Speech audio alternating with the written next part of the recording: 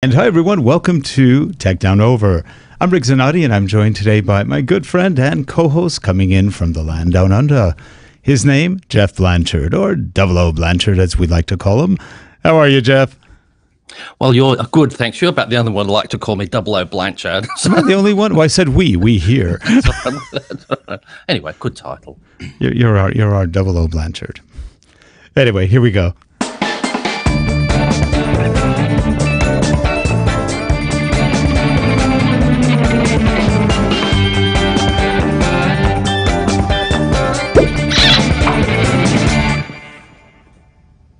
And today, joining us in that center position of power right there, it's Emily Lowrey from also England. How are you, Emily? Very well, thank you. It's a little bit late here, but I'm very, very happy to be here. Oh, we're so glad you could come, and we know it's late, so it's always a great pleasure, and we thank you for staying up late for us. And you're traveling tomorrow. You're heading off to, I've never been to Naples, but let's say beautiful Naples. Yes, yeah. We're due thunderstorms tomorrow, but then we're clearing up. And I've got a couple of lenses to test, and I've basically got a bag full of there it is, a bag full of camera equipment and no clothes. No clothes, just camera equipment. No, got my drone, my GH5, loads of lenses. That's all you need. You know, you're like Geoff. Geoff, when he travels, carries a whole big suitcase of gear. I've seen it. He has a lot of gear when he travels. Right, Geoff? I did, yes. I had a whole separate suitcase where I put all my tripods, my accessories, all the different things that you need to have. But people say you might not need it. I said, but what if I do? But that's you do. the thing. And you usually do. And if Yes. you've got it there, I said, well, I'll make sure I will use it. So very well prepared then. So. And Emily, he is now, as of about a week ago, the proud owner of a GH5. Yes, join the dark side. I love it. He did How are you finding it? Well, I'm finding it great, but I'll tell you, this is how I came across you, to be quite honest, because I was looking for, I've been looking for the GH5, and then I picked up your podcast about the new upcoming full-frame Panasonic, that one that really got me interested in that. And it was just by accident that Rick was had been watching your podcasts and that, and I said, I've been watching Emily's because you've got some good views on the cameras and that. So I think your thoughts and that threw me over the edge, and it was one of those things about the ongoing support of the micro four thirds cameras, and so I did support your thoughts on that. Excellent, good. I don't think Micro Four Thirds is going anywhere. I think Panasonic released today that they're definitely not going anywhere. So, good investment. I think it is. I don't think it doesn't make sense for them to drop it. No, because most people don't shoot full frame, so it's a bigger market. Now, have you ever shot full frame? I have. I had the Sony cameras quite religiously. Okay. I had the Alpha 99 back in the day, and then the A7. And then it was kind of the flaws of the first generation of the A7 that made me jump ship and go to Micro Four Thirds. I wanted to challenge myself and have a change. And that was exactly the time that I made my channel to kind of document it. Well, you know, it's funny because we bought at the end of last year. We had a good year, and we invested some money in Sony. We had never bought Sony before, and Geoff's been telling me to buy Sony for years, and I finally said, you know what, we're going to buy. So we went totally overboard. We bought 3 Sony cameras, the A9, the A7R III, and the A6500 with about 5 or 6 lenses, and spent a fortune, and 6 months later we sold it all.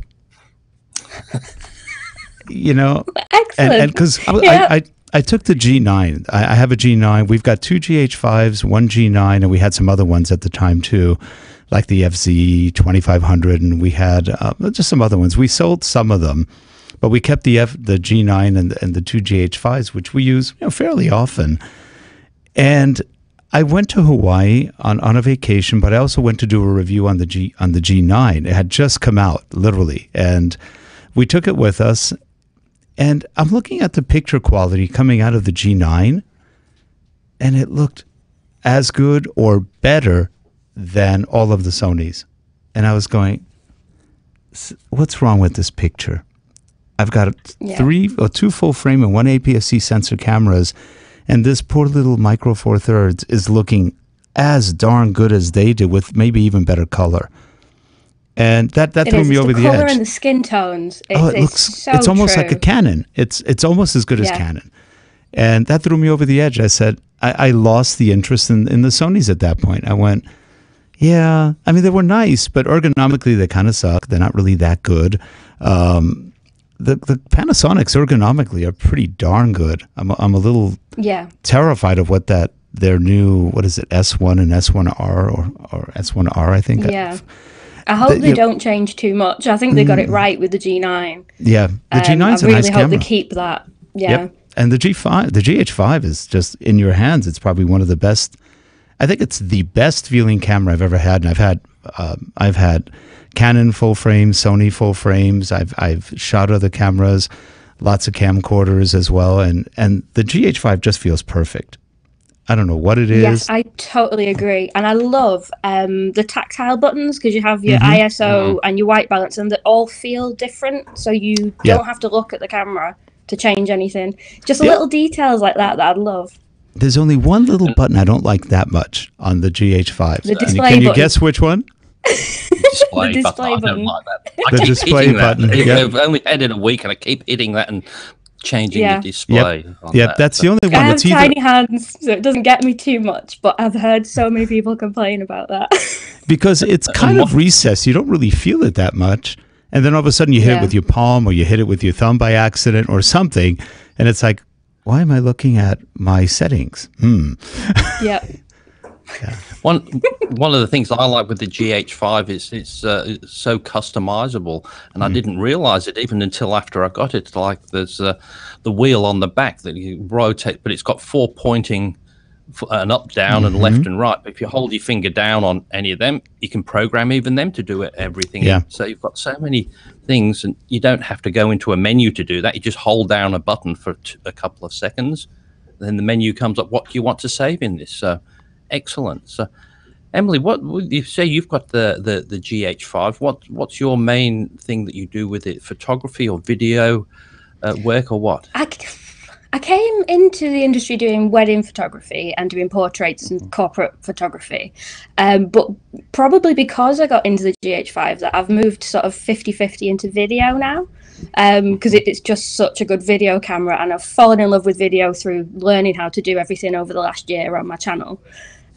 So it's really good for both, to be honest. It's what I would use for both jobs. And by the way, Emily, we were talking about this pre-show before Geoff came on, before you came on. You're a very good photographer. Your wedding pictures and the pictures you put up on your blog site and stuff, you're excellent. You really have a nice eye and a nice touch. You were doing one recently. You were talking about smoke through the woods. That was such a cool video. I was going, that's how they do it. Oh, thank you. Yeah, that was kind of a happy accident. Yeah, it was really good. It was really neat. And we don't talk too much about the post-production stuff, but we just came across a Lightroom replacement tool. Have you ever looked at Luminar? I have. I've reviewed Luminar, and I have it on my computer. I do. I like it very much. I like that you can use LUTs in it, and I like that it's very intuitive. The only thing, literally the only thing that stops me from using it for weddings is the library in Lightroom is just a little bit better for there's a library. They're having a library soon. The library is coming out, I think, either October or November.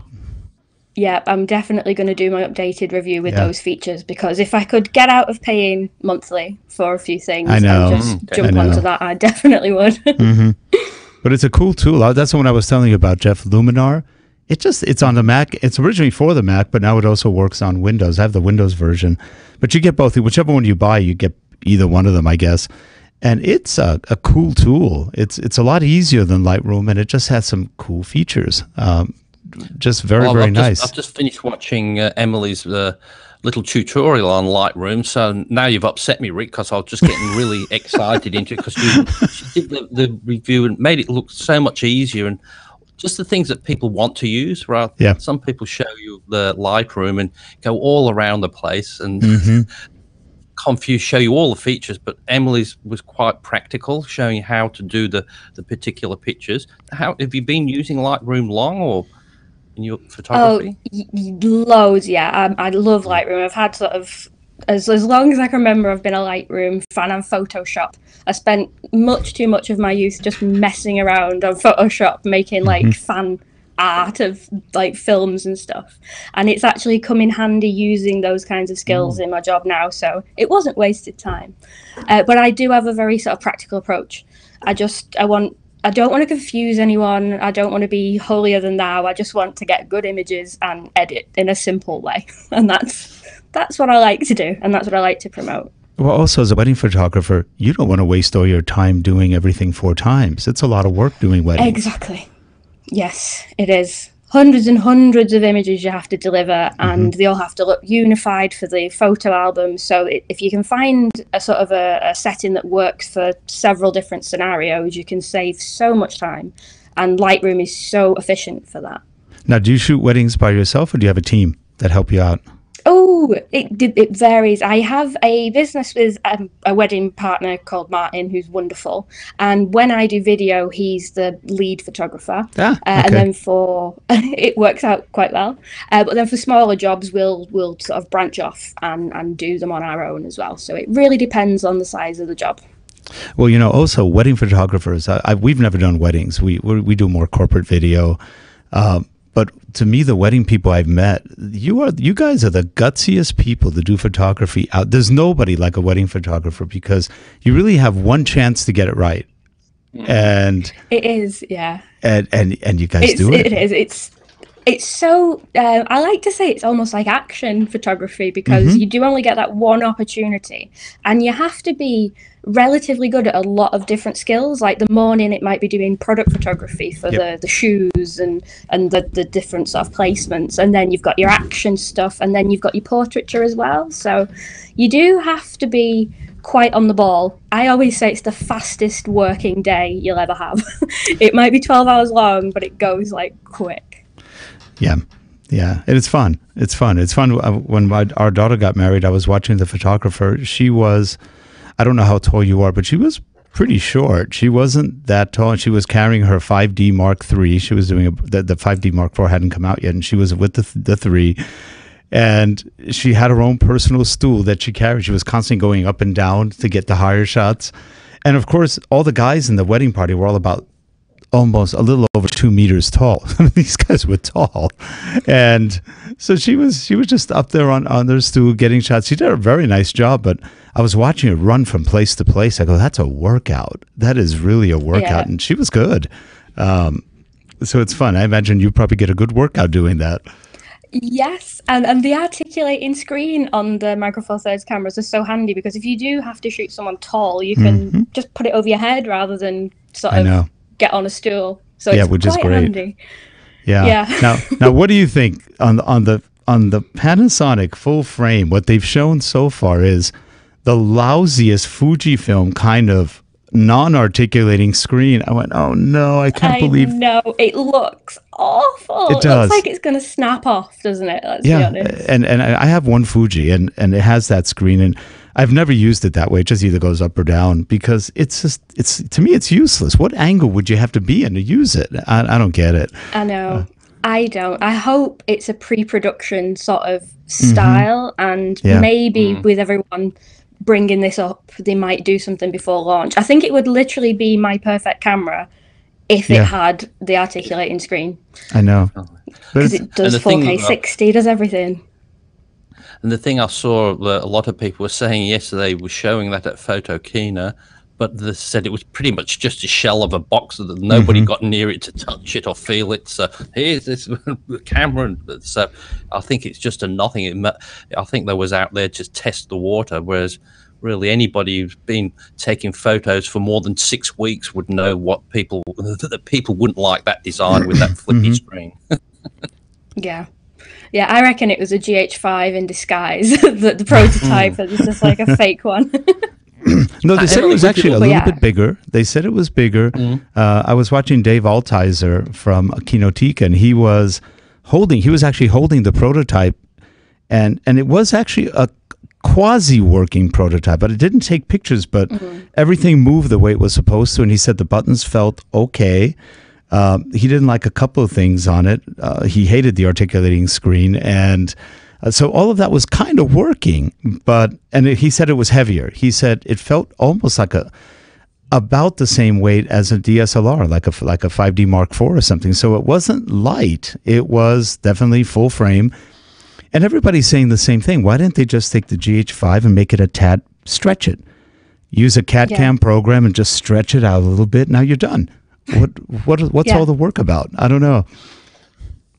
I totally agree. I think the GH5 in terms of ergonomics is just amazing. If you could have a full frame sensor in it and just maybe make it slightly bigger, I think that would be so good. But there must be some logic behind what they're doing. I'm intrigued. I guess, though. I do have another issue. The L mount, a Leica mount. I mean, the average Leica lens is what, about $5,000? It's like, that's not in the realm of most people. And they have some cheaper lenses, but probably nobody buys those. And then, of course, you can't really use the Micro Four Thirds lenses, though they could adapt them, I guess. I don't know if they will. And they're going to use Sigma. That's another weird combination.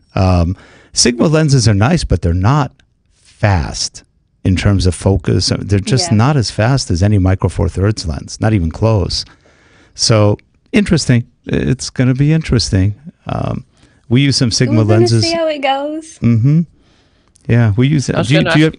I'm sorry, Geoff, go ahead. I was going to ask you, Emily, with using the GH5 and for the wedding work, do you get much people push back thinking, I wanted a full frame camera? Because sometimes the industry out there, people don't know but they just say full frame. What? That's not a full frame camera. You can't possibly take my wedding pictures. You know, it's a great question, and I don't get it with the Panasonic stuff, but I did originally have an Olympus Pen F, which is a very sort of compact, stylish camera, and some people were just like, where's the rest of it? And so, I moved away from that one for the menus and a number of different reasons, but that did cause issues, but touch wood, no one's ever looked at the GH5 and thought it was inferior, because it does have that sort of DSLR look, even though it is a little bit more compact. But I think we're getting to the stage with all cameras, other than people go for a lot of features, but some cameras can be higher featured than others, but the lower ones give a better picture quality. It all depends how it processes things. So just because it's got a high rating thing doesn't mean it's going to do the best job, which I'll sort of prove myself with the GH5. There's other things, full frame ones that maybe have higher specs, but I'm really more than pleased with the quality that does come out of that camera. Yeah, I was so pleasantly surprised when I made the switch. And one of the reasons that the tipping point happened was I managed to get a G7 for £200 off X-Display. And that £200 camera got me all of those photos from Vegas and all of the video footage from Vegas. And I just thought, there's something to these Micro Four Thirds. I want to explore this. Yeah, and now I have a little collection. And the G7 is a nice camera. It's small, but it actually takes beautiful pictures, and you can put any lens on it. Yeah, I use that as my second camera for my jobs. It's not stabilized for videography, but it's a really good second camera for wedding photography. Yeah, yeah, it's amazing. And it's 200 quid. I know, I paid 200 quid for it. Yeah. How much is that in dollars, do you think? Ooh. About 380. Oh, that's really a good price. Yeah, I gave it as a gift to my son-in-law. It was about $549 back then. Yeah. And that was a good price. And that came with a little 45, I think it was a 45 millimeter lens, something like that. It was a zoom, a very small little zoom, but it was clean. It actually, I was shocked at how good it looked. Now, you were talking, I think, in your Vegas video about you thought it might have been better in low light if you had either a full frame or something bigger. I don't know, because if you take something like a GH5 and you put the Nocticron, the 42.5 millimeter on it, it's pretty good in low light. Yeah. It's pretty amazing. Yeah, I hired that. Yeah, it's amazing. And I hired it, and now I really, really need to buy it. It's one of the best lenses I've ever used. It's one of the best lenses, period, of any brand. Yeah. It's amazing. We have the Nocticron, and if you do portraits with it, oh my gosh, it's like a totally, you don't know what camera you're shooting with. You think you're on probably a high-end Canon, and they go, no, it's just our little Micro Four Thirds, and boy, does it take good pictures. It's pretty amazing. And it's stabilized, so it was great to use with the G7. So fixes all of my problems. That's how I justify my gear buying addiction. Yep. It's pretty amazing. The only thing I have never tried to get on it because I think it's a convex lens. It comes out a little bit. You can't put a filter on it. At least I've never been able to put a filter like a neutral density or anything else on it. I guess there's an adapter you could probably buy. I never did. But that lens is just amazing. I know Geoff was thinking of getting that one on his list. It's on his list of things to get. It's incredible. The quality of the pictures it takes, you don't know what camera you came from. It's just beyond normal. It's got micro contrast like no. I think that's really what it is. The micro contrast on the lenses is so sharp that it just gives it a different look. It's fun. It's so good. I've just recently picked up as well. Well, actually, I picked it up before I did the camera. I bought the Ronin S for the gimbal to put the Canon XA10 on there, and I put the Panasonic on it. It does amazing shots, but the only thing I was disappointed with the Ronin S was that some of my Panasonic handheld shots, just for normal shots, just do as well. So I don't need it now, because it does incredible shots when you're just doing a standard pan or just holding the camera. It does amazing things rather than having to have the gimbal set up. What do you use, Emily, for stabilization other than just a camera? So for a wedding film in the morning when you're sort of strapped for space, I used to use a monopod, but as you say, with the GH5, you don't really need it. So I do a lot handheld. And then I have the Xeon Crane Plus and also the Crane 2. They very kindly gave me one to review. So I've got gimbals for days, but the GH5 does a heck of a lot handheld. Which one how do you like the Xeon Crane? I like the Plus more than the 2 because I am a midget and the 2 is just massive. And the Plus handles the GH5 perfectly with the 12 to 35 2.8 lens that I use. So anything else for me is overkill. Well, you were showing on one of your sweet spot. On one of your latest podcasts, you were showing the Xeon Crane. I guess that was the Plus. And you said, let me show you how easy it is to balance it. You put it on and you turn it on, you go, it's pretty much done. Yeah, it is. We're just going, that's it? You're done. As long as you don't change your lens, you're done for the day. It's just like that. Wow, that's pretty good. What do you shoot with lens-wise for the most part? Oh, for photography, for your wedding photography, I love... I have the 17mm prime and the Lumix Leica 1.4 25mm, which is what I try to shoot on 90% of the time because it's one of my favorite lenses in the world. And it gives you really, really good depth of field, and it's great in low light as well. Yeah, I think I've got that one. Wait, do I have a 24 or 25mm? The 24? 25. I've got the 25mm. You have a 20? There's a 24mm?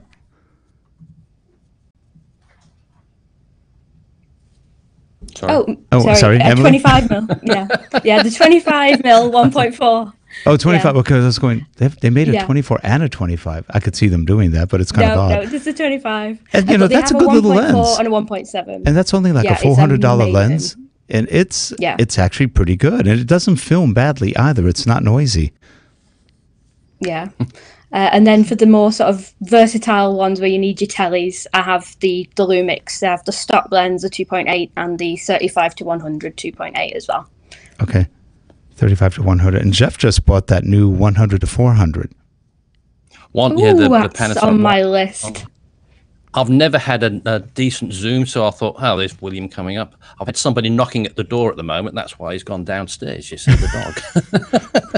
And so, but I bought the 100 to 400mm because I've never had a decent zoom. So I thought, well, I'll get that first and just have done with it. And then the next one is the Noctachron is on my list, and I think that will do me. I don't want to go overboard, but that should do me. You probably have all you need at that point. I might just go off for a second, Rick, because they keep persisting at the door. So I'll just have to go. Because Williams is a pointer. He's got an English pointer. The 100 to 400 lens is amazing. I haven't tried it myself, but on the Facebook group that I run, the same name, there's some people on there that have it, and every time they put photographs up, I'm just like, you're gonna make me spend money. You're gonna make me buy this. So it is really nice. Yeah, it does. It looks stunning. That's what, and actually, if you think about it, it's really 200 to 800. Yeah, that's enormous. I know. I think Geoff put a video out last week or early this week, which showed him zooming really far. Was that with the 1 to 400? Oh, he's not there? Oh, he's still stepped away. Okay. I was going, how far is he going to go with that thing? It kept going and going and going. Yeah. With the crop sensor, you have no limits to the long end. There's a couple in the wider sort of 7mm sort of range where we could do with a bit more variety, but the zoom lenses are great. Now, I just bought, it hasn't come out yet, I'm getting it next Wednesday, I think, the Canon EOS R, the new full-frame mirrorless. I had to try it. I wasn't going to buy it, and then I said, well, maybe we'll buy it. No, I'm not going to buy it. I want to try. I like Canons. I like the color science in Canon, and I've shot Canons for most of my life, so I'm going, I'll just try it. A lot of people say it's good. I've seen the results of videos and photos. They look really good. So I'm curious to see how it compares. And we'll be doing some podcasts on that versus the Panasonics and just see how they come out. We're really curious. That would be fantastic. I'd love to see that. I said, sorry I had to go out, but I've organised somebody to come and help me with going out with the cameras today. And so I didn't say after 9 o'clock, but they thought I said before 9 o'clock. So, right. Hey, Geoff, when you were shooting with the 100 to 400 in your video, was that the one where you were just zooming and zooming and zooming? Was that the 1 to 400? Yeah, that's right. Yeah, that's amazing. And I was amazed with the Panasonic, with the GH5, that I was able to still do some video zoomed in and without it being ridiculously shaky. It was calm. Close. It wasn't shaky at all. And I was like, the stabilization's crazy. And like Emily was saying before, like with that, I might just put the monopod on that just to hold that, because it's not a huge lens, but it's huge for me compared to the standard sort of lens that you would put on that. But that's all I'd need is a monopod, and it'd make it perfect. But it was just such an incredible. I was just so blown away with just the quality and the clarity of the lens. Now, is it about twice as big as, let's say, the 12 to 60 millimeter, or a little bit bigger? A little bit bigger than that, but for what it is, you would think it would be a lot bigger. But it's quite not too heavy a lens, though. Oh, if that were a Canon, like a 100 to 4, you'd be like a 2-foot lens, easier, maybe even close to them. Those things are huge. They're telescopes. Yeah. Comparing the lenses to full frame, I mean, that's where you get the size benefit with Micro Four Thirds, because even if you make a small full frame body, you're still going to end up with the bigger lenses. Yep. But comparing the Micro Four Thirds versions to the full frame ones, it's just ridiculous. My photography partner shoots Nikon, and he always has a really bad back by the end of the day, and I'm like, I've got a G7 and a GH5, everything's fine. That's great. And actually, if you look at the results between the Nikon and the Panasonics, again, the Panasonics hold up very, very, very well. Yeah, we're very competitive, and we always try and see who wins each wedding. And there is honestly very little between the quality. You can sometimes see slightly more depth of field in his photographs, but then sometimes, because there is such depth of field, he might miss focus in a group shot. There's pros and cons. Yeah, that's true. And they stack together in the album side by side, absolutely fine. And I think that says a lot. Without having to do any color correction or anything? We both do our own edits, but we both work off the same sort of Lightroom presets, and we both have a sort of very similar style.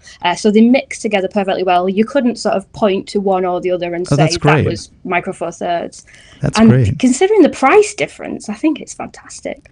Yeah. Which Nikon does he shoot with?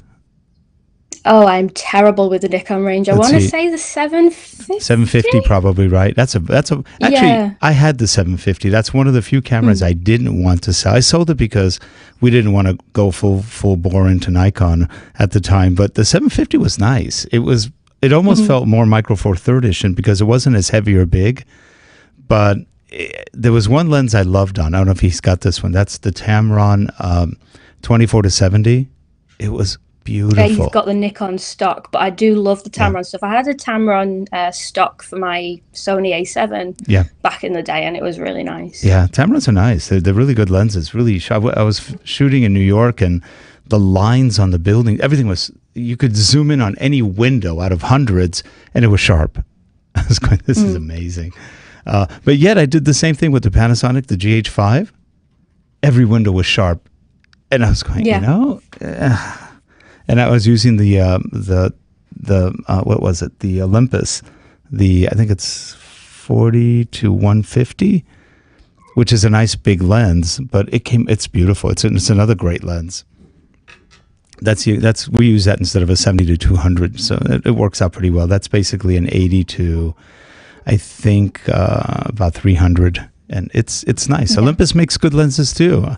I've heard that the Olympus 50mm the Pro is supposed to be gorgeous.